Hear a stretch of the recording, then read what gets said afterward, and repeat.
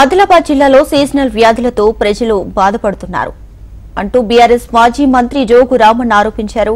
కాంగ్రెస్ ప్రభుత్వం నిర్లక్ష్యంగా వ్యవహరిస్తుందన్నారు. మంత్రి సీతక్క ఇప్పటివరకు జిల్లాలో విష జ్వరాలపై కనీసం సమీక్ష చేయలేదని చెప్పారు. ఇప్పటికైనా ప్రభుత్వం స్పందించి జిల్లాలో హెల్త్ ఎమర్జెన్సీ ప్రకటించాలని డిమాండ్ చేశారు.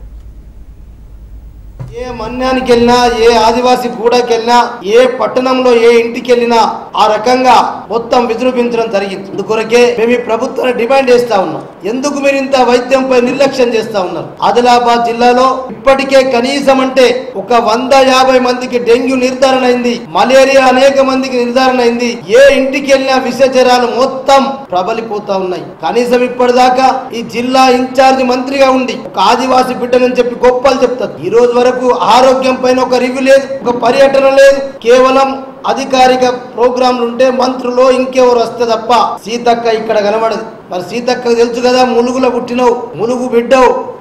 మరి మేము అడుగుతున్నాం, డాక్టర్ల కొరత, మందుల కొరత,